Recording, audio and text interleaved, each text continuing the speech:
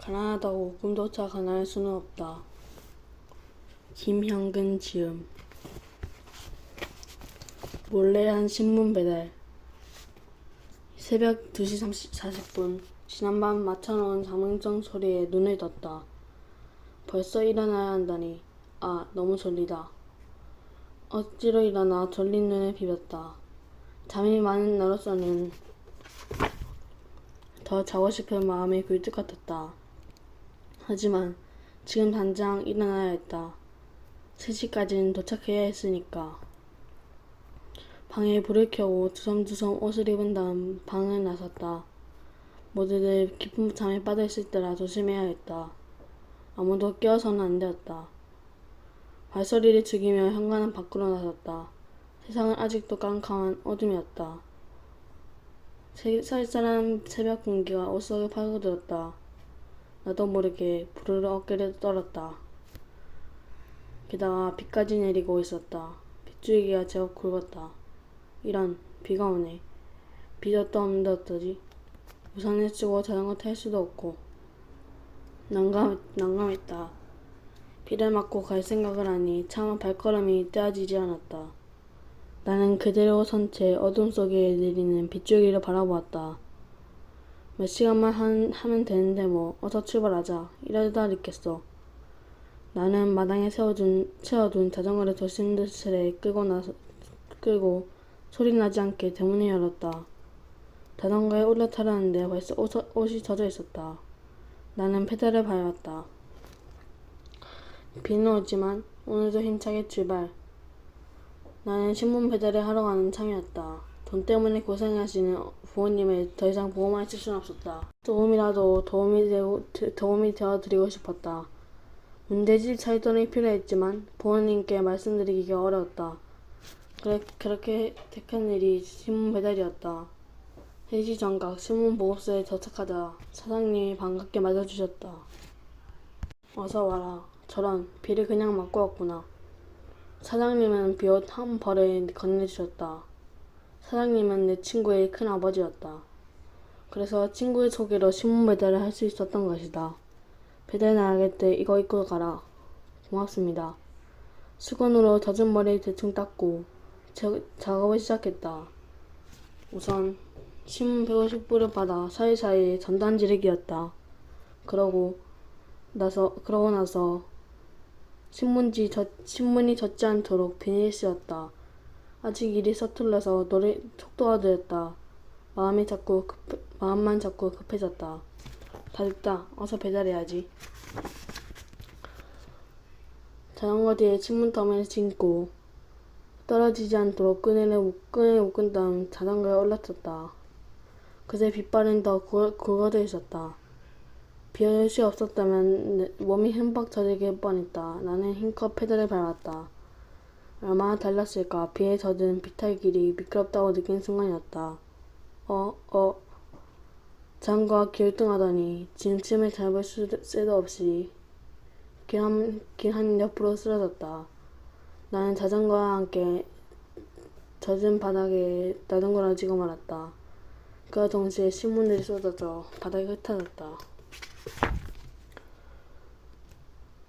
벌떡 일어나 여기저기 흩어진 신문을 주었다.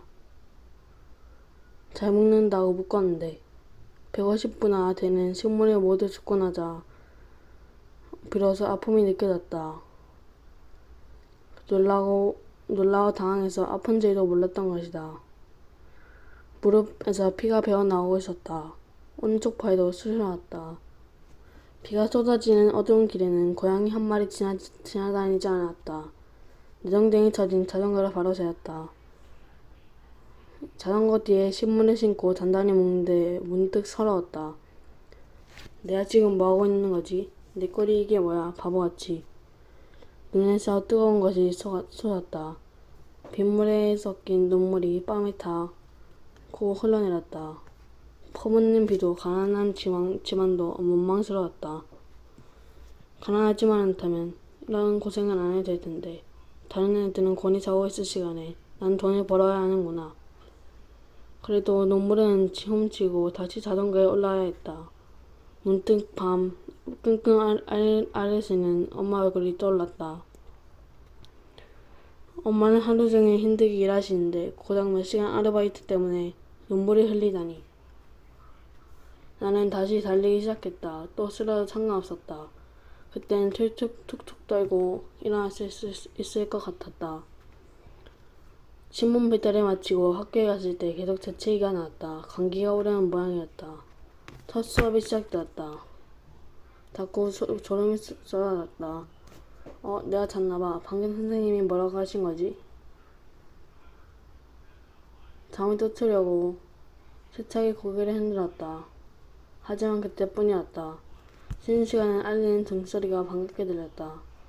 선생님이 나가시자마자 책상에 엎드렸다. 현근아 일어나. 선생님 오셨어. 아, 쉬는 시간 내내 잤구나. 나는 자리에서 벌떡 일어났다. 선생님께 경례. 안녕하세요. 이제 겨우 2교시인데 너무나 졸렸다. 1교시 때는 뭘 배웠는지 기억도 잘 나지 않았다. 꾸벅꾸벅 자다 보니 어느새 수업이 모두 끝났다. 학교 앞할 때까지 그런 상태였다. 집으로 돌아오자마자 그런 자리에 눕고 말았다.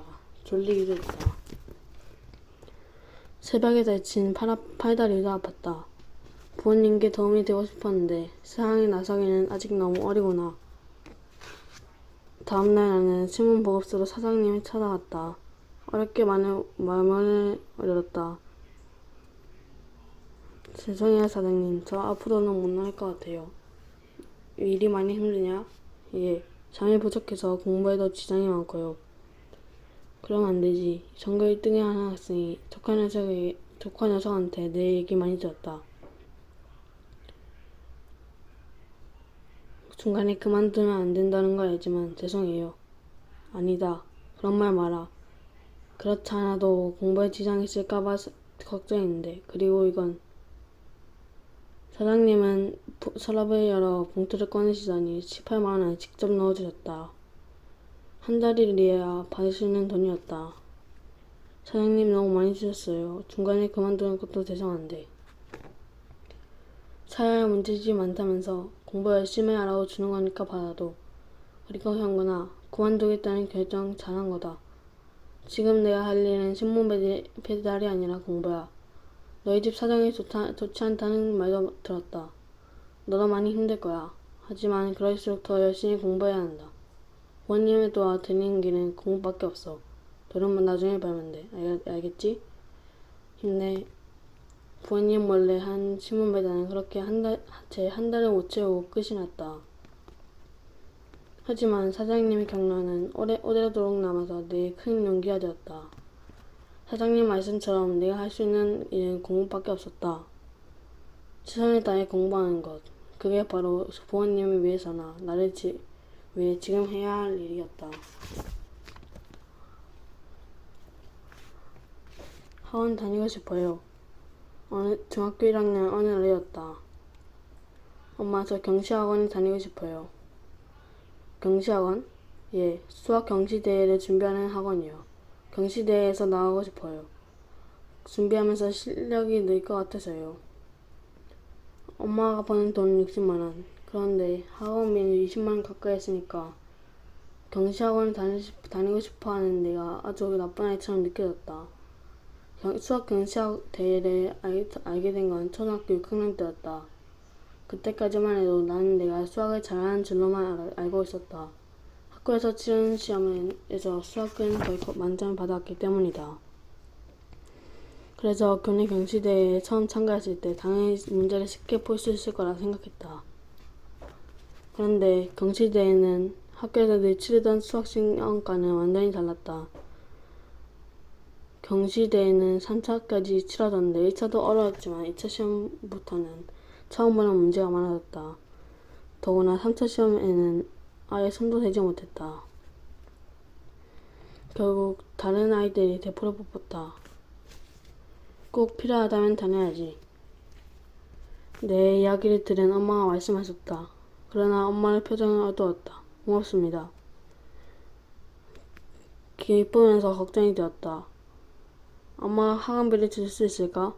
영어 학원비도 겨우겨우 마련해 주시는데 그런 걱정을 하고 있자니 문득 학원 하려고 했다. 나처럼 학원 보내달라고 하면서 눈치 보는 애도 없을 거야. 아, 우리 집은 언제 평판이 좋아질까? 집으로 들어왔을 때 내 마음은 어두운 채였다. 현관문을 열고 들어서자 전화를 하고 계신 엄마가 눈으로 나를 마주주셨다. 나는 방으로 들어가 옷을 벗었다. 옷걸이에 옷을 거는데 엄마의 조심스러운 목소리가 들렸다. 그럼 부탁해. 무언가로 가슴을 얻어맞은 느낌이었다. 나 때문에 돈을 빌려야 하는 엄마를 생각하니 눈물이 나올 것 같았다. 엄마 죄송해요. 엄마가 힘든 것보다 제가 힘든 것만 생각했어요. 죄송해요. 엄마 더 열심히 할게요. 다음날 학원을 찾아가 반을 편성하기 위한 시험을 쳤다. 선행학습이 전혀 되어 있지 않았던 나는 정시반에 들어갈 수 있는 실력이 아니었다. 그러나 내가 학원 수업이나 과외를 받지 않고 전교 1등을 했다는 것. 원장 선생님은 그 사실에서 나의 가능성을 보시고 경시반에 넣어주었다. 경시반에는 하나같이 대단한 아이들을 뿐이었다. 부산식 수학 경시대에서 최우수상을 받은 혜진이, 금상을 받은 은석이. 내가 저럴 수 있을까? 경시반에 들어갔을 때는 벌써 중학교 2학년 진도가 거의 끝나고 있었다. 맙소사, 나는 학교 진도에 맞춰 이제 막 1학년 과정을 시작했는데 충분히 이해할 시간이 없어. 진도를 빨리 나가야 하니까. 그래도 이게 어디야. 경시 학원에 다니지 않는 애보다는 훨씬 앞서가잖아. 그렇게 대충 이해하고 진도를 나가던 어느 날이었다. 2학년 과정의 연립 방정식과 이차함수 수업을 듣고 있는데 도무지 이해가 안 됐다. 다들 다 풀었지? 예. 아이들은 입을 모아 대답했다. 나는 가슴이 철렁 내려앉았다. 나는 한 문제도 못 풀었는데 나한테 답을 물어보시면 어떠지? 앞에 나와서 문제를 풀어보라고 하면 어떡해. 아이들 앞에서 망신을 당하는 내 모습이 떠올랐다. 다행히 선생님 문제풀이를 시키지 않으셨다. 직접 풀이를 해주셨다. 나는 알아듣지도 못한 채 그저 받아 적기만 할 뿐이었다. 어느 날 집에 오자마자 난 욕실로 뛰어들었다. 웩. 속의 것을 모두 토해버리니 조금 나아지는 듯 했다. 형근아 괜찮니? 다른 아픈 데는 없고? 예, 괜찮아요. 경찰학원 다니면서부터 스트레스를 많이 받는 것 같은데 공부가 힘드니? 엄마, 사실은 저 너무 힘들어요. 못 따라하겠어요. 지금이라도 그만둘래? 아니면 다른 반으로 옮기든지. 아니요. 더 뱉어볼게요. 나는 방으로 들어가 책상에 앉았다. 그리고 다시 수학책을 폈다. 손이 부들부들 떨렸다. 아니, 안 돼. 그냥 물러설 순 없어. 벌써 그만둔다는 건 자존심 상하는 일이야. 경시반 애들이 따라하기 힘든 건 당연해. 그 애들은 오랫동안 경시 공부를 해왔잖아. 조금만 더 열심히 하자. 지금은 어려워도 시간이 지나면 나아질 거야. 그러나 과거와는 상관없이 괴롭고 힘든 날들이 이어졌다. 여전히 풀리지 않는 문제들을 붙들고 끙끙대고 있었다. 왜 이 문제를 풀 수가 없는 거지? 학원에서 설명을 들었을 때는 알 것 같았는데 막상 문제를 풀려고 하면 막막해. 나는 정말 바보인가 봐. 이런 생각을 하면서도 한편으로는 이해할 수 없는 이유를 곰곰이 따져봤다. 난 선생님한테 설명해 듣기만 했지. 스스로 개념을 터득하지 못했어. 그래, 바로 그거야. 내가 이 문제를 풀지 못한 이유는 그동안 선생님한테 배웠다 하더라도 반드시 내 스스로 정리하고 이해하는 시간을 가졌다. 그게 며칠이 걸리든 그것이 나만의 공부 방식이었다. 개념도 모르는데 문제를 풀면 뭐해. 문제 말고 내가 스스로 개념을 정리할 교재가 있어야 해. 그리고 가장 완벽하고 쉬운 교재는 교과서라는 생각이 들었다. 그래, 중2 수학을 공부하면서 중2 수학 교과서가 없다니 말이 돼? 나는 곧장 서점으로 달려왔다. 형이 수학 교과서를 사들고 집으로 왔다. 다시 책상에 앉아 교과서를 펼쳤다.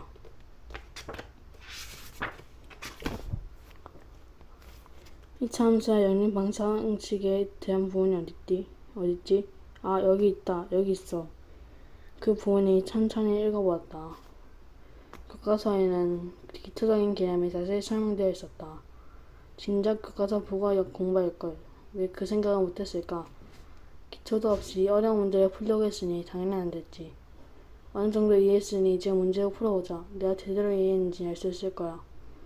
교과서에 있는 문제는 다 풀었어. 이제 문제를 풀어볼까? 교과서보다 어려운 문제들이었다. 모르는 문제가 더 많았다. 나는 또 끙끙대기 시작했다. 도저히 안 되겠다. 내일 선생님께 여쭤볼까? 아니야. 아무리 시간이 많이 걸려도 나 혼자서 해결해보자. 고민을 많이 한 문제는 기억에 오래 남잖아. 내가 이 문제를 푸는 방법을 알아내면 결코 잊어버리지 않을 거야. 비슷한 문제가 나와도 풀 수 있을 거고. 그렇게 2시간이 흘러갔다. 한 문제를 가지고 2시간이나 고민했는데 답이 나오지 않았다. 하지만 이번에는 내가 바보 같다는 생각은 하지 않았다. 대신 해답들을 찾아야겠다. 아, 이렇게 푸는 거구나.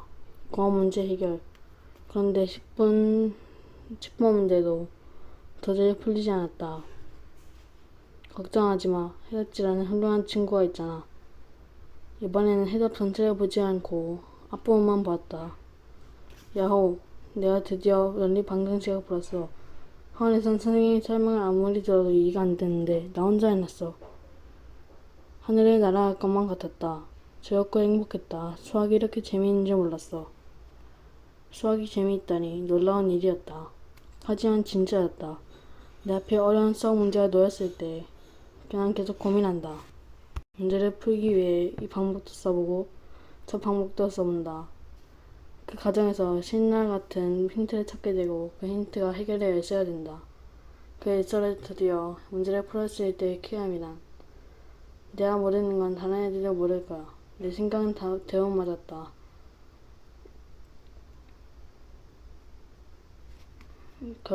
마침내 나는 학교 대표로 부산시 수학 경시대회에 참가할 수 있었다.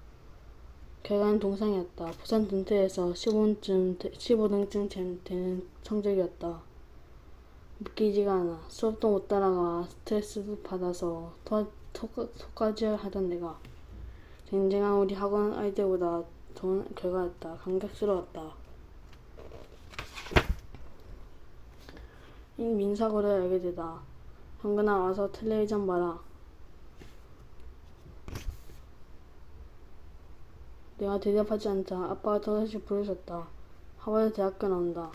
하버드 대학교? 귀가 번쩍 뜨였다. 나는 얼른 책상에서 일어났다. 언제 시작했어요? 방금 시작했어. 아빠 옆에 앉아 텔레비전에 빠져들었다. 설거지를 끝낸 엄마도 와서 내 옆에 앉으셨다. 텔레비전 화면에는 하버드 대학교의 멋진 벽돌 건물들, 1,500만 권이 넘는 책이 갖췄다는 도서관 내부, 단지밭에 앉아서 열심히 토론하는 학생들의 모습이 펼쳐졌다. 미국 말문 대학교에 관한 프로그램이 끝났을 때 내 가슴은 쿵쾅쿵쾅 뛰고 있었다. 나도 저런 곳에서 공부하고 싶어. 반드시 미국 유학을 갈 거야. 하지만 다른 애들은 집안 형편 걱정 없이 공부만 잘하면 되겠지. 좋은 사격 받으면서 열심히 유학 준비를 하고 있을 거야. 그런데 난 현근아 강원도에 민족사관고등학교라는 데가 있다는데 그 학교에 국제반에 들어가면 유학을 갈 수 있대. 한 번만 도전해볼래? 정말요? 그럼 해봐야죠. 엄마는 역시 내 꿈을 잊지 않으셨다. 일부러 텔레비전을 보게 하신 아빠도 민사고 국사반에 들어가면 유학 갈 수 있다. 다음날부터 나는 민사고에 대해 알아보고 있다. 민사고에는 국내반과 국제반이 있거나 국제반에 지원하려면 영어 성적이 좋아야 하네. 저도 도플 영어 260점이 돼야 하는구나. 국내반은 223인데 그런데 어른들도 200점 이상 받기가 쉽지 않다고 하던데 260점을 어떻게 받지? 걱정만 하고 있을 수만은 없었다. 나는 덕분에 집중하기 시작했다. 집안 한평산, 가을에 받을 수도 없고 다른 학원에 다닐 수도 없었다. 그래서 다니고 있는 영어학원에서 가르쳐주는 대로 도플을 하긴 했다. 도플은 듣기, 문법, 독해, 영작으로 이루어져 있는데 공부할 게 많았다. 문법은 학원 선생님이 잘 가르쳐 주셨는데 문제는 그 나머지 부분이었다. 초등학교 2학년 때부터 영어 공부를 시작했는데 아직도 영어가 잘 안 들려. 독해도 어렵고 영작은 또 어디서 가르쳐 주는 거지? 어떻게 해야 할지 모르겠어. 주어진 시간도 얼마 없었다. 내가 친구들보다 영어를 훨씬 잘한다고 생각했는데 완전히 착각이었어. 실력이 없으니 마음이 급했다. 오빠 말씀대로 영어는 하루아침에 되는 것이 아니었다. 최대한 빨리 실력을 올릴 수 있는 방법을 찾아보자. 인터넷에 검색해 도플로 영어한 사이트를 찾았다. 게시판에 들어가 공부 비법을 읽어보았다. 도플의 고수들이 하는 얘기니까 그대로 따라하자. 게시판에 들어가 공부 비법을 읽어보았다.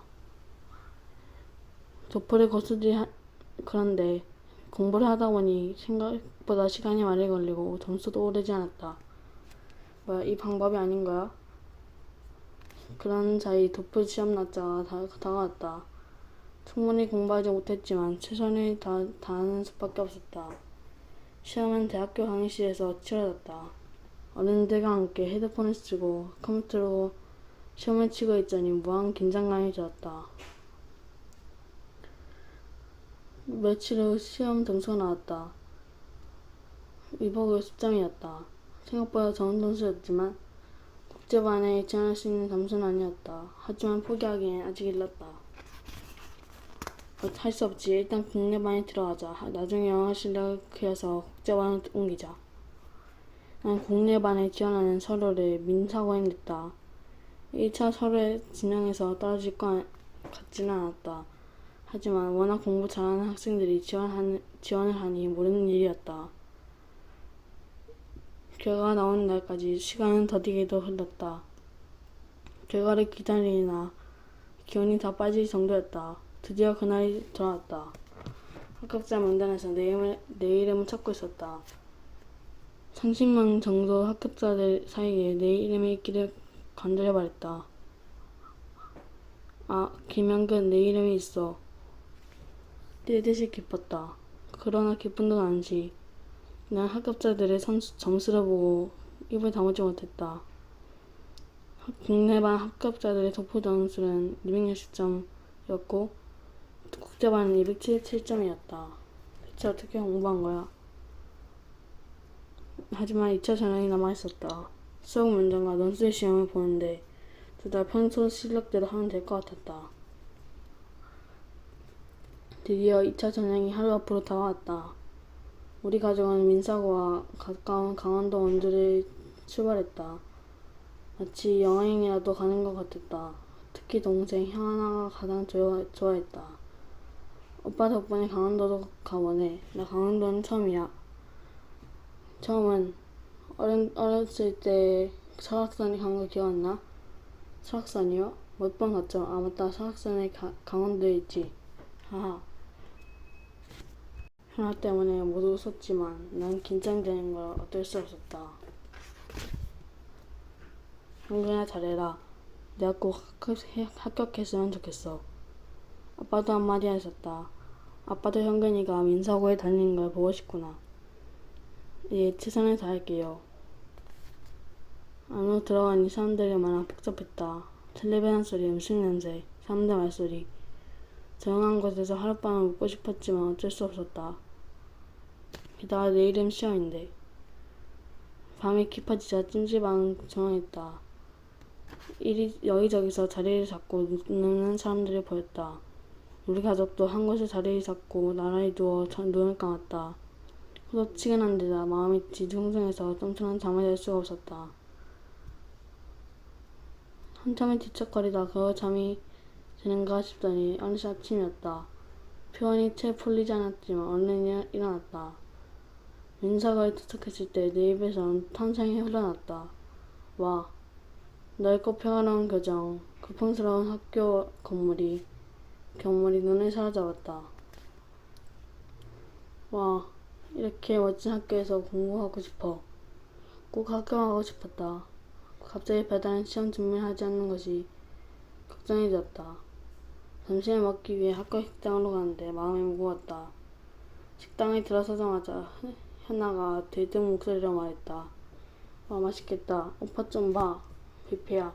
무슨 고등학교가 이렇게 좋아.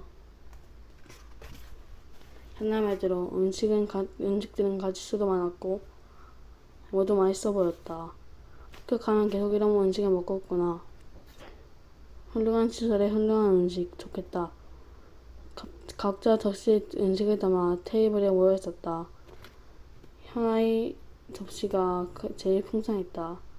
엄마 아빠도 시장하셨는지 맛있게 음식이 드셨다. 하지만 나는 입맛이 없었다. 점심을 먹고 식당에 나왔다. 시험 시간까지는 아직 여유가 있었다. 가족들은 학교 주위를 둘러보다가 학부모 오리엔테이션 장으로 갔고 나는 시험 대기실로 발걸음을 옮겼다. 대기실로 들어섰을 때 도서관에 온 것 같은 착각에 빠졌다. 학생들은 책을 펼쳐들고 마지막 정리에 몰두하고 있었다. 가슴이 덜컥 내려앉았다. 시험 직전까지 저렇게 열심히 일하는구나. 난 별다른 준비를 안 했는데. 그래도 겁먹지 말자.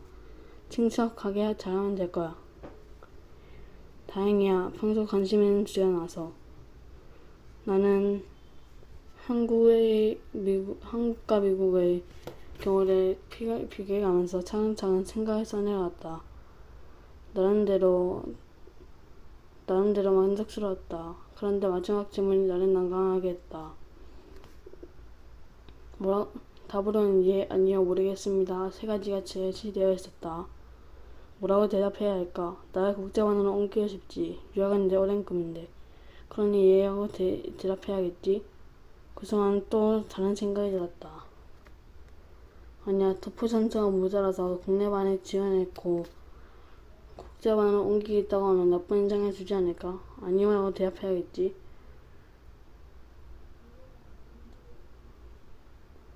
결국 나는 모르겠습니다 라고 선택했다. 시험을 마치고 교실에 나왔다.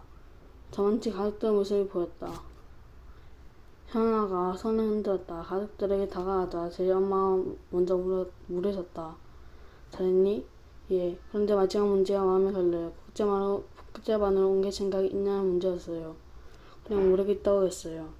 저랑 그러겠다고 답하지. 예, 왜요? 방금 학부모 오리엔테이션에서 선생님이 그러더라. 앞으로 국제반에 늘려서 외국 대학 합격자를 많이 낼 계획이라고. 그래서 국내반 학생들도 국제반으로 많이 옮겼으면 좋겠다고 하시더라. 그래요? 아, 어떻게 내 생각대로 얘라고 대답할까? 이것저것 너무 따뜻나 봐요. 시험장으로 가라는데 현아가 불렀다. 참, 오빠. 응? 이 학교 학비가 엄청 비싸대. 엄마 정말이에요? 엄마의 얼굴에 당황스러운 기색이 번졌다. 우리도 방금 알았지 뭐니? 하지만 걱정하지 마. 난 시험만 잘 보면 돼. 분명히 경시 공부를 하면서 배운 내용인데 문제풀이 방법이 생각나지 않아. 아, 겨우 생각했는데. 하지만 이건 너무 끼워 막히기 쉬기풀이야. 이거 발표할 수 있을까? 아니, 망설임만 당할 거야. 그냥 모른다고 대답하자. 어떻게든 되겠지. 단어 문제 푸는 풀이 방법을 모르겠습니다. 그러자 선생님이 내 풀이 방법을 설명해 주셨다. 선생님의 설명을 들을수록 내 눈은 점점 커들어갔다. 내가 처음에 생각했던 거랑 똑같잖아. 난 끼워 맞추기 식이라고 생각했는데 내가 어렵게 생각해낸 풀이 방법이 맞았어. 그런데 왜 틀렸다고 생각했을까? 나는 묵묵히 바라볼 수밖에 없었다. 참담했다. 오늘이다. 시험 결과 나오는 날. 아침에 눈을 뜨자마자 그 생각보다 들었다. 참아내야 될까? 전국에서 겨우 20명쯤 뽑는데. 아니야, 붙었을 거야. 수학 문제 하나는 못 틀었지만 논술은 잘했잖아. 겨우 두 문제 중 한 문제를 못 풀었는데 어떻게 붙어? 일어나자마자 민사고 홈페이지에 들어가 보았다. 아침에 만등하고 학교를 향했다. 자교시가 끝나고 점심시간이었다. 학급자 문단이 올라와 있었다. 떨리는 마음으로 마우스를 클릭했다. 곧 눈앞이 깜깜해졌다. 없어. 내 이름이 없어. 아무리 찾아봐도 내 이름 없었다. 불합격이었다.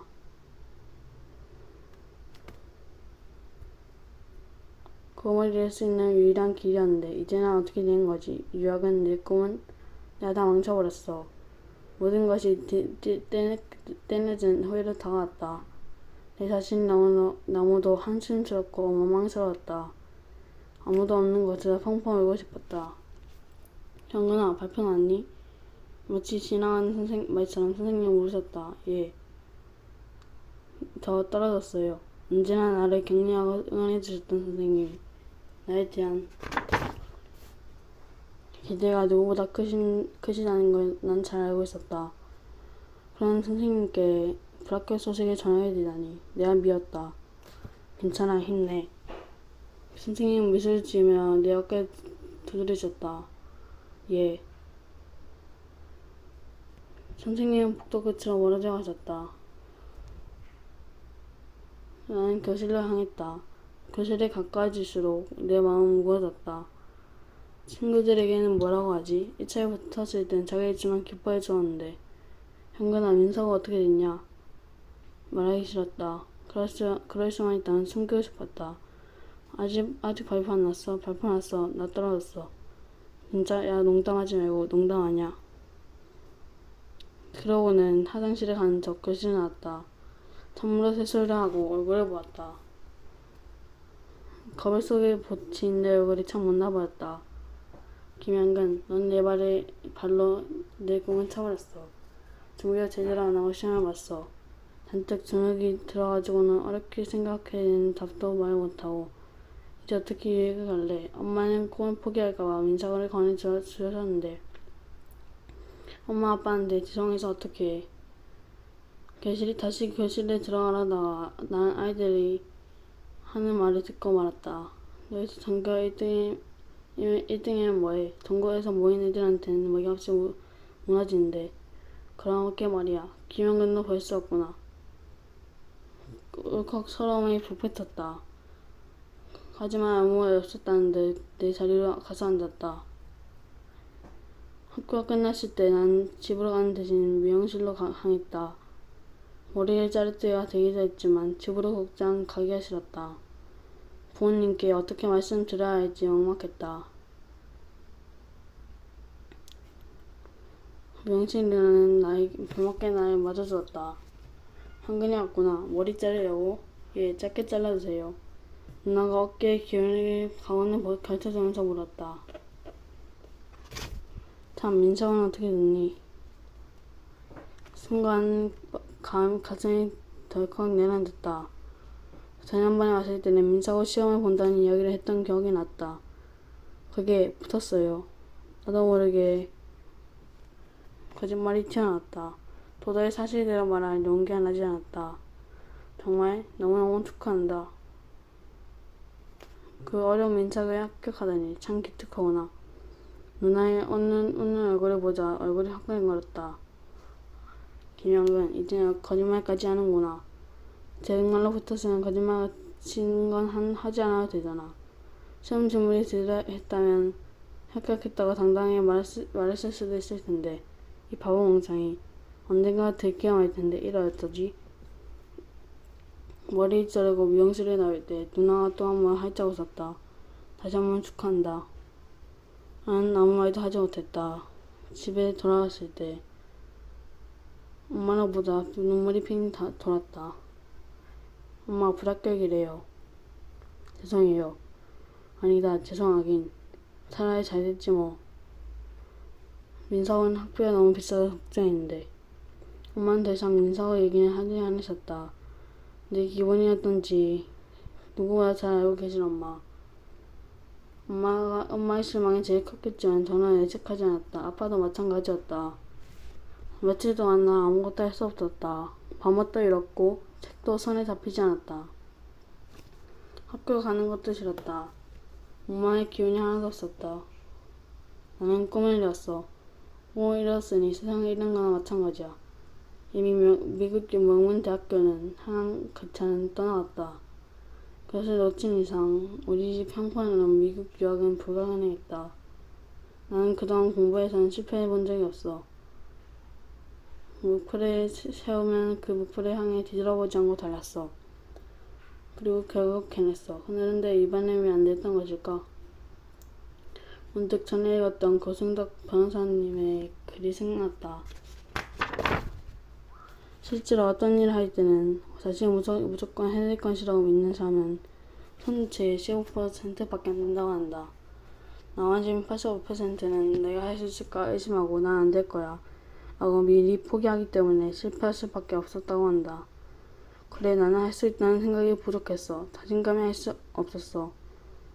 전국에서 모여든 쟁쟁한 아이들에 이길 수 없다고 생각했어. 2차전은 제대로 준비를 안 했어. 그래서 떨어진 거야. 내게 다시 기회가 왔으면 정말 유학을 가고 싶어.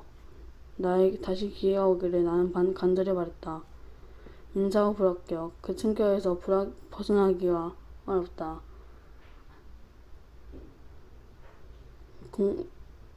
다시 공부에 집중했고 그 모습은 예전과 다르지 않았다.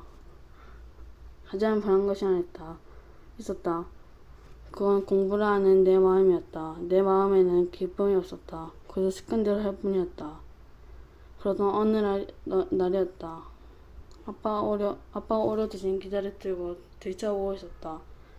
아빠는 신문이나 잡지를 보시다 교육에 관한 기사가 나오면 꼭 오려두시곤 한다. 물론 현아가 나를 위해서이다. 과학영재학교, 여기 부산에? 내가 고등학교에 들어가는 해부터 한국과학영재학교가 생긴다는 내용이었다. 학비가 거의 무료인데다 외국 유학을 가기에 유리하다는 내용이 눈에 띄었다. 가슴이 마구 뛰었다. 이 학교에 들어가면 유학을 갈 수 있을지도 몰라. 나는 자료를 모으기 시작했다. 한국과학영재학교 홈페이지에도 들어가 보았다. 입학 설명회가 열린다는 공지사항에 내 눈은 바짝 빛났다.